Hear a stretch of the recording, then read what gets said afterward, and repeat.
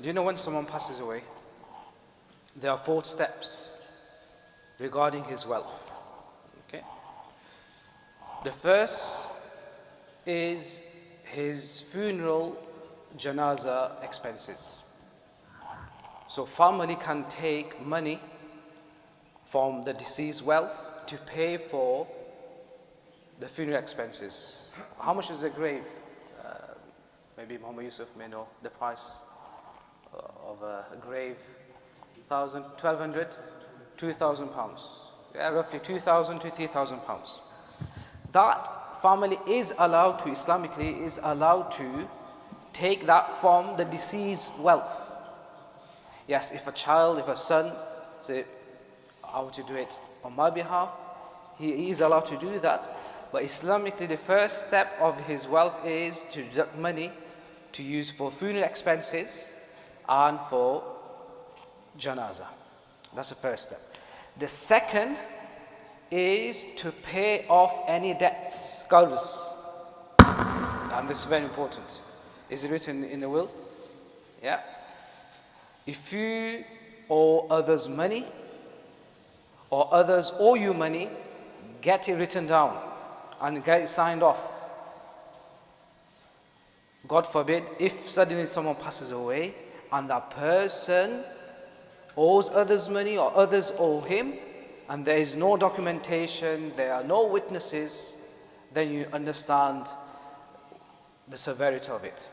So it's very important that if you, even if it's £5, £10, you know, every penny counts here in Sharia. On Yawm al-Qiyamah, people may end up Jahannam because of that penny he owed someone. Yeah, even zakah, when I say zakah, take the value, every single thing to the penny. The cash you have in your car, in your wallets, nowadays people don't carry cash anyway.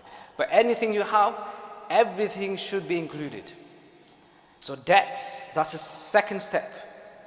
So if a person passes away, for example, leaving behind £1 million house, and £500,000 is debt, then the children, they have to sell the house. £500,000 will be paid off as debt, and the other half will be given out as inheritance. Is that clear?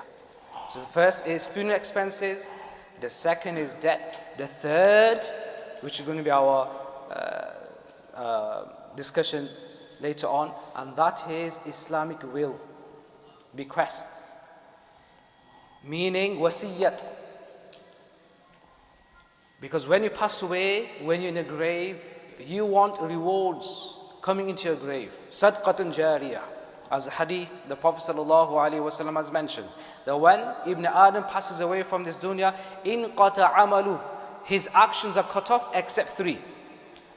Number 1, sadaqatun jariyatun, continuous charity. You give money to build a mosque, to build a madrasa, to print books, to give out Quran Sharif, to open an orphanage, to build wells, etc., etc. Whilst you're in a grave, the rewards will be given to you. And that is why people, if you want this sadaqatul jariyah to happen after you pass away, then write a will. I want X amount to be given to the madrasa, or Mazinul Islam, or to an institute, or Garib Khana, whatever it is. Do you know how much wasiyah you're allowed to make? What's the maximum percentage? From your wealth, what's the maximum amount, Islamic we're talking about here, what's the maximum amount you're allowed to give as wasiyah? That if I pass away, give my money to a charity. You know anyone? Maximum 1/3, 33%. Yeah, 33%. So 33% is a maximum you're allowed to. So if you want to write a will, it's always 1/3. Is it do percentages? Yeah, 33%. Less. It's better to do it less than a thuluth, 1/3. So 30%, 25%, 20%. You can write it down. When I pass away, I want 20% of my wealth to be given to a charity, a good cause, for people of Gaza or Palestine or orphanage or whatever it is. Maximum 33.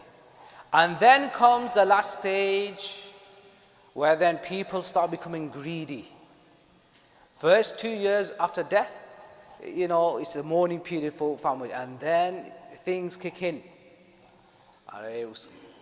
He's got property, my father's got one property here, one property there, he's got a business, he's got X amount of money.